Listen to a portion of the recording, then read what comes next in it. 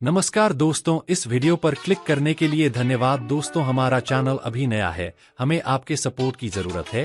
Please हमें subscribe कीजिए and video को लाइक कीजिए। यह घटना अमेरिका के वेस्ट वर्जीनिया राज्य में ग्रामीण क्षेत्र ग्रीनबियर काउंटी में आज से करीब 124 साल पहले घटी थी। इस काउंटी में इरास्मस एडवर्ड शू नाम का एक लोहार रहता था। उसकी 3 महीने पहले ही एल्वा नाम की एक महिला के साथ शादी हुई थी, जनवरी 1897 की। एक रात एडवर्ड ने अपने पड़ोस के एक लड़के को काम करने वाली जगह से घर भेजा ताकि वह देख सके कि उसकी नई नवेली पत्नी को बाजार से कुछ चाहिए तो नहीं। जब यह लड़का ग्रीनबियर काउंटी में उसके घर के दरवाजे पर पहुंचा तो उसने एल्वा को सीढ़ियों के नीचे पड़ा पाया। एक पल के लिए वह लड़का ठिठक गया। उसे समझ नहीं आ रहा था कि वह क्या करे। उसने एल्वा को सीधा किया और चेक करने की कोशिश की कि आखिर हुआ क्या है। एल्वा का सिर एक तरफ झुका हुआ था। पहले तो उसे लगा कि एल्वा शायद सो रही हैं। वह चुपचाप उनकी ओर बढ़ा और मिसेस शू कहकर उन्हें जगाने की कोशिश की। कोई जवाब न मिलने पर वह घबराकर वहां से दूर चला गया और अपनी मां को इस बारे में बताया। पड़ोस में ही रहने वाली उस लड़के की मां ने एल्वा को बेसुध पड़ा देख स्थानीय डॉक्टर और सरकारी अधिकारी जॉर्ज डब्ल्यू कन्नप को बुलाया। सूचना देने के लगभग 1 घंटे तक कन्नप घटनास्थल पर नहीं पहुंचे, लेकिन तब तक एडवर्ड शू वहां पहुंच चुका था। वह अपनी पत्नी के शव को वहां से उठाकर बेडरूम में लेकर गया। उसे नहलाया, कपड़े पहनाए और बिस्तर पर लिटा दिया। उसने अपनी पत्नी के मृत शरीर को एक ऊंचे कॉलर वाले कपड़े पहनाकर दफनाने के लिए तैयार किया और उसके चेहरे पर पर्दा डाल दिया। इस दौरान सरकारी अधिकारी और मौत के मामलों को देखने वाले स्थानीय डॉक्टर जॉर्ज डब्ल्यू कन्नप भी पहुंच गए। उन्होंने मृतक महिला के शरीर की जांच शुरू कर दी। उस दौरान पति एडवर्ड शू अपनी पत्नी के सिर को गोद में रखकर रोता रहा। जब कन्नप ने एल्वा के सिर और गर्दन की जांच करने का प्रयास किया तो एडवर्ड शू नाराज हो गया और गुस्सा दिखाने लगा। कन्नप शू को नाराज नहीं करना चाहते थे, इसलिए वे चुपचाप वहां से चले गए। उन्होंने एल्वा के बाकी शरीर की जांच के दौरान कुछ भी गलत नहीं पाया था। कन्नप कुछ हफ्ते पहले के एल्वा का इलाज भी कर रहे थे, इसलिए उन्होंने मृत्यु के कारण को अचानक आई बेहोशी करार दिया। उन्होंने बाद में इसे गर्भावस्था से जुड़ी परेशानियों से जोड़ दिया।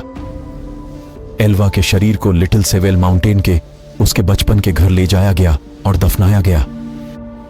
ताबूत में भी एल्वा के सिर और गर्दन को शू ने किसी और को न तो छूने दिया और न ही देखने दिया।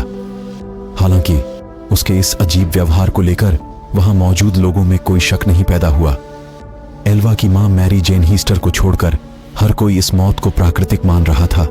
वह शू को कभी पसंद नहीं करती थी और उन्हें बिना सबूत के भी यह यकीन हो गया था कि शू ने ही उसकी बेटी की हत्या कर दी है। पर बड़ी बात यह थी कि सिर्फ एल्वा ही बता सकती थी कि उसके साथ क्या हुआ था। ऐसे में मैरी जेन हीस्टर ने एल्वा की आत्मा से बात करने का फैसला किया। उन्होंने आत्मा को बुलाने के लिए कई विशेष पूजा और प्रार्थनाएं शुरू कर दी। कई हफ्तों तक सुबह शाम प्रार्थना करने के बाद उसे एल्वा की आत्मा से उत्तर मिला। हीस्टर ने दावा किया कि उसकी बेटी उसे अपनी कहानी बताने के लिए लगातार 4 रात सपने में दिखाई दी। उन्होंने कहा कि आत्मा पहले एक उज्जवल प्रकाश के रूप में प्रकट हुई, धीरे धीरे एक मानव रूप लेकर अपनी कहानी बताने लगी। इस दौरान पूरा कमरा ठंड से भर जाता था। लगातार 4 दिनों तक एल्वा की आत्मा ने अपनी मां को सपने के जरिए पूरी कहानी शुरू की। एल्वा के भूत ने उसकी मां के सामने कबूल किया कि शू ने उसके साथ क्रूरता की और दुर्व्यवहार किया। एक रात जब एल्वा ने रात को खाने में मीट नहीं बनाया तो उसने एल्वा पर हमला कर दिया और मारपीट की।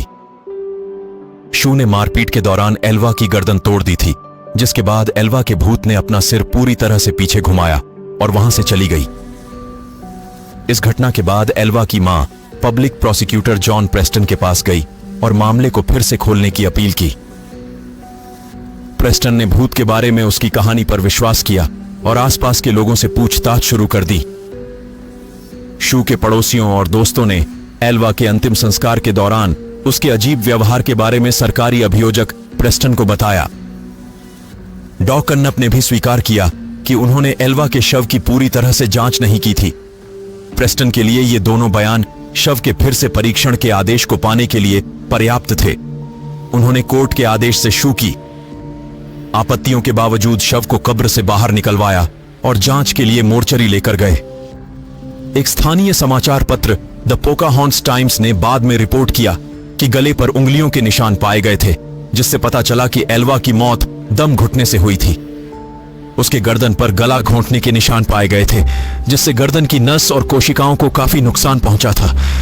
गर्दन की हड्डी भी टूटी हुई मिली, जिसके बाद इस मौत की विस्तृत जांच की गई और शू को उसके मौत का गुनाहगार माना गया।